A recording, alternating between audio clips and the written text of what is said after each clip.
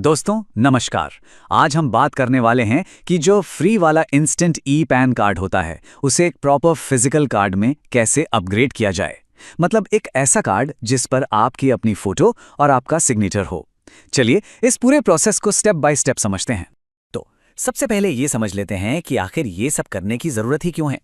देखिए, जो income tax की वेबसाइट से फ्री ई पैन बनता है ना, उसमें अक्सर आधार वाली फोटो होती है, सिग्नेचर की जगह खाली होती है और कई बार तो पिता का नाम भी नहीं होता।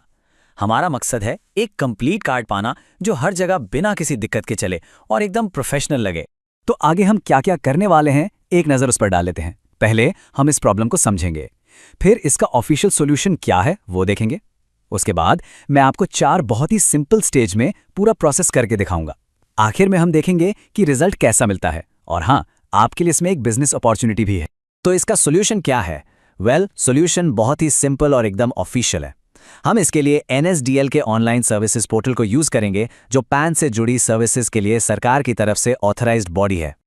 ओके, तो चलिए प्रोसेस शुरू करते हैं। सारा काम NSDL की इसी ऑफिशियल वेबसाइट से होगा और हाँ, आपको कहीं और जाने की जरूरत नहीं है। इसका लिंक मैंने नीचे डिस्क्रिप्शन में भी दे दिया है।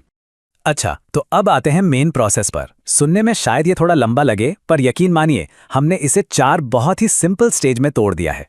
तो चलिए शुरू करते हैं पहले स्टेज से। तो स्टेज 1 में हमें बस अपनी एप्लीकेशन को तैयार करना है। सबसे पहले आपको चेंजेस और करेक्शन वाला ऑप्शन चुनना है और फिर अपनी कुछ बेसिक डिटेल्स जैसे आपका नाम, जन्म की तारीख, ये सब भरना है। जैसे ही आप ये पहली जानकारी सबमिट करेंगे, स्क्रीन पर एक टोकन नंबर आएगा। देखिए, ये बहुत बहुत ज़रूरी है। इसे आप तुरंत कहीं नोट कर लीजिए या स्क्रीनशॉट ले लीजिए, क्योंकि अगर किसी वजह से आपका इंटरनेट बंद हो गया या पेज रीलोड हो गया तो इसी टोकन नंबर की मदद से आप ठीक वहीं से शुरू कर पाएंगे।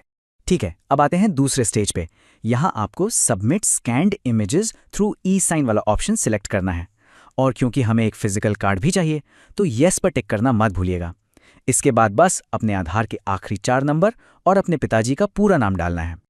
अच्छा, यहाँ एक बहुत ज़रूरी चीज़ का ध्यान रखिएगा। आपको सारे बॉक्स टिक नहीं करने हैं।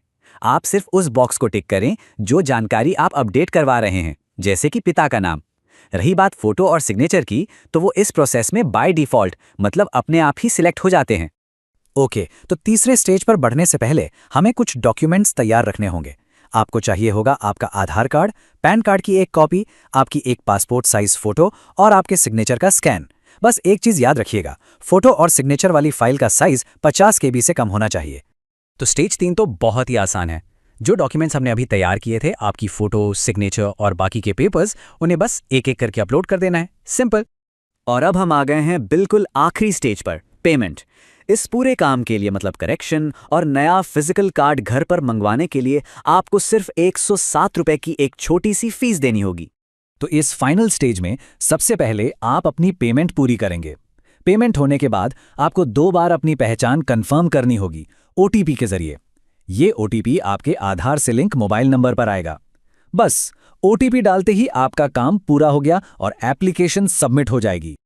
और बस हो गया, आपका एप्लीकेशन सक्सेसफुली सबमिट हो गया है। तो अब सवाल ये है कि इसके बाद क्या? चलिए देखते हैं कि आपका नया चमक चमाता हुआ पैन कार्ड आप तक कब और कैसे पहुंचेगा। प्रोसेस काफ़ी फास्ट है असल में। एप्लीकेशन सबमिट करने के लगभग 1 हफ्ते के अंदर ही आपका जो अपडेटेड ई पैन है वो आपको ईमेल पर मिल जाएगा और उसके कुछ ही दिन बाद जो फिजिकल PVC कार्ड है वो भी स्पीड पोस्ट से सीधा आपके घर पहुंच जाएगा। और ये देखिए, ये है फाइनल रिजल्ट। आपका नया पैन कार्ड, चाहे वो डिजिटल हो या फिजिकल, अब पूरी तरह से सही है। इस पर आपकी अपनी नई फोटो है, आपका सिग्नेचर है और सारी जानकारी एकदम अपडेटेड है। तो अब जब आप ये पूरा प्रोसेस सीख चुके हैं तो एक बात सोचिए, ये जानकारी सिर्फ आपके लिए नहीं है। आप इसी नॉलेज का इस्तेमाल करके दूसरों की भी तो मदद कर सकते हैं, है ना? ये आपके लिए एक बढ़िया अपॉर्चुनिटी भी हो सकती है।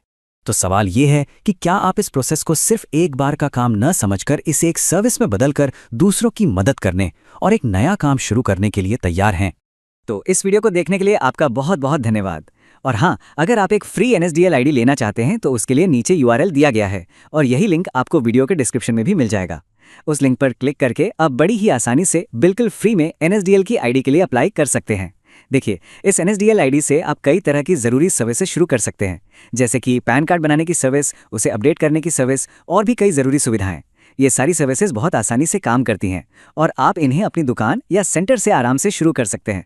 तो देर मत कीजिए, नीचे दिए गए URL पर क्लिक करिए, लिंक आपको डिस्क्रिप्शन में भी मिलेगा, और आज ही अपनी फ्री NSDL आईडी के लिए अप्लाई करें।